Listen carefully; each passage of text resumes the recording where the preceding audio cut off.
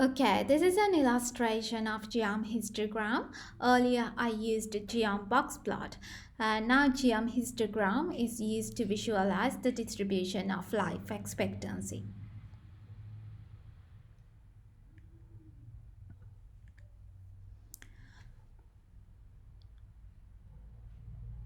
Suppose I want to visualize number of countries in each continent using a bar chart.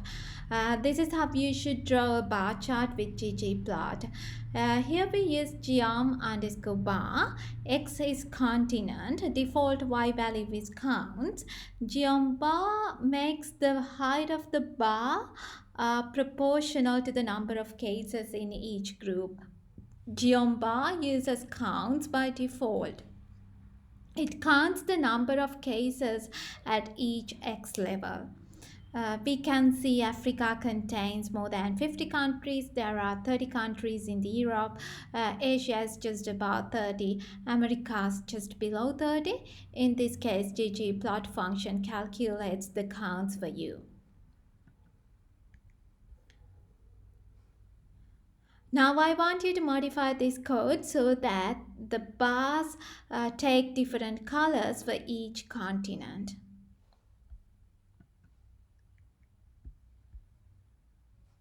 Okay, by default, if only one variable is supplied, the geom bar tries to calculate the counts.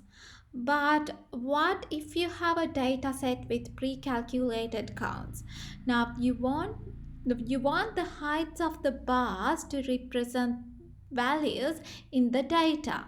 Now you have to pass an additional argument that's stat equals identity inside geom underscore bars. The option stat equals identity tells the plotting function not to calculate counts because they are supplied directly. So here, this is my variable x equals cut and y is equal to percent. The counts are pre-calculated. There's another way to do this. You can use geom calls. Uh, so here, it will do the same job as geom bars with stat equals identity.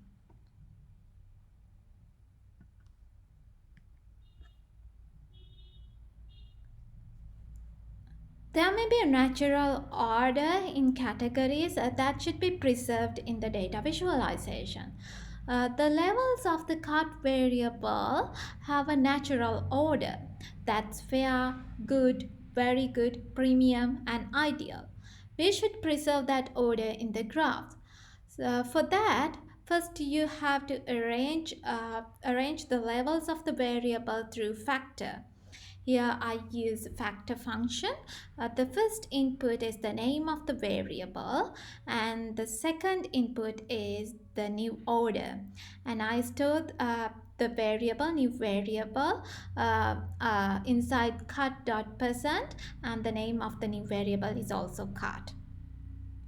So this will replace the previous cut variable with the class factor.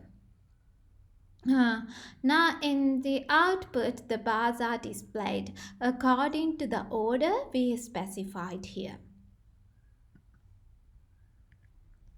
Okay, the next one. Let's look at the code first.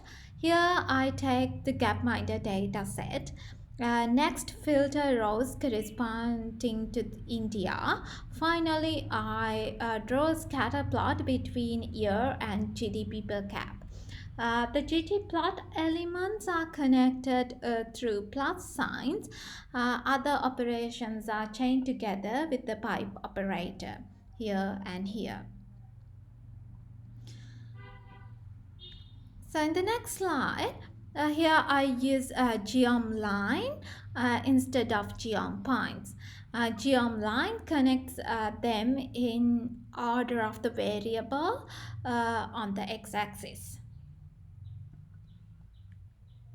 When you put geom line and geom point together, you can see the points as well as the lines. We have geom line plus geom point. Okay, now I want you to modify the code to add a suitable title and access labels.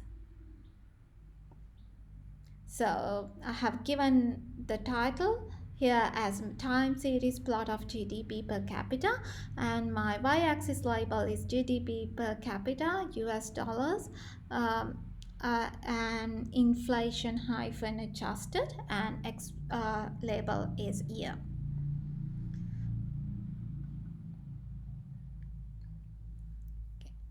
Okay, let's do some more exercises combining data wrangling and data visualization to make our understanding of the concepts better.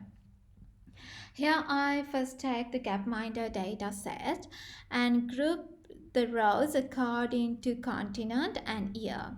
Then for each group, mean life expectancy is calculated using the summarize function.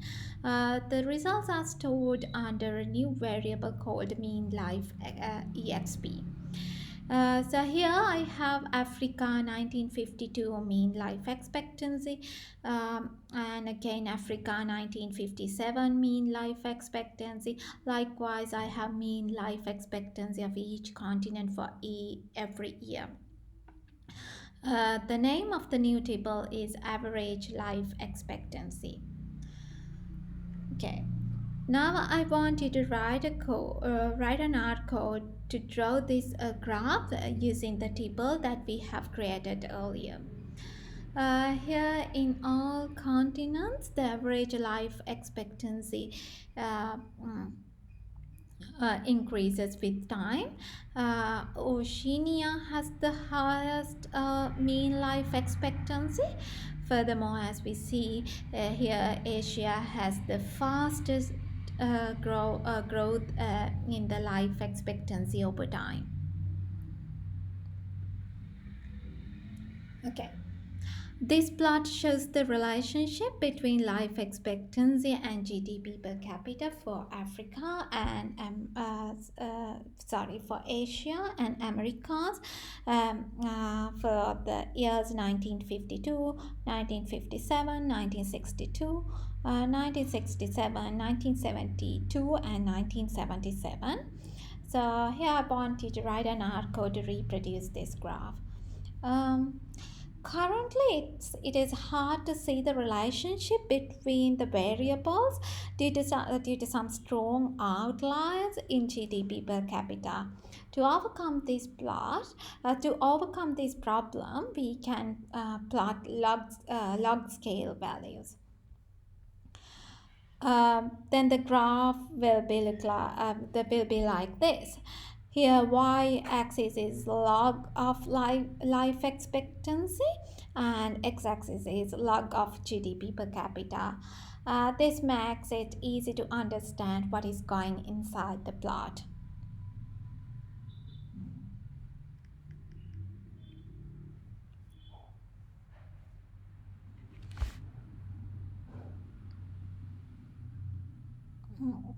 I have given a hint to draw this plot in the next slide. So here you can see here this is y-axis is log life exp, x-axis is log GDP per capita, and I color the points according to continent geom points, and this is y-axis label and this is x-axis label. So if you want to make a transformation, you can pass the transformations directly under e-study. Okay, next I want you to write an R code to reproduce this graph. Here X is GDP per cap and Y is life EXP. I also used faceting here. Furthermore, points are colored according to the variable year. Year variable is a numeric variable. The values can be ordered. That's why we get a continuous color scheme here. Light blue to dark blue. Earlier, we color the points according to the continent. Continent is a nominal scale variable. So, in that situation, we got distinct colors for different continents. Uh, so, from this graph, we can see Africa. mm has notably lower life expectancy and GDP per capita than other countries do, while Europe seems seems to always be higher than average.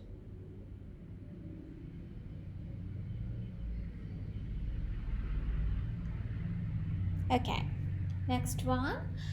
In order to draw this plot, I used the full gapminder data set. X-axis is year, y-axis is GDP per cap.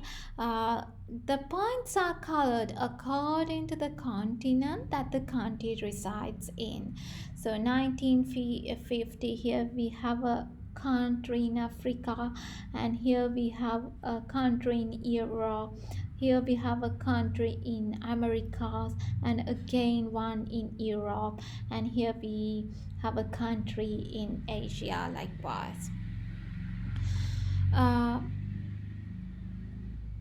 so here, uh, instead of geom points, I use geom smooth. Geom smooth adds a uh, smooth conditional mean along with confidence intervals around. And slide 80, so here the range is 0 to uh, and the value up here. But if you go to the this plot, the plot in the slide 81, the value is restricted to only to this range. Um, range is but this is because outliers don't involve in calculating conditional means. So that's why in this plot, the values are the range y-axis range is restricted to up to some point here.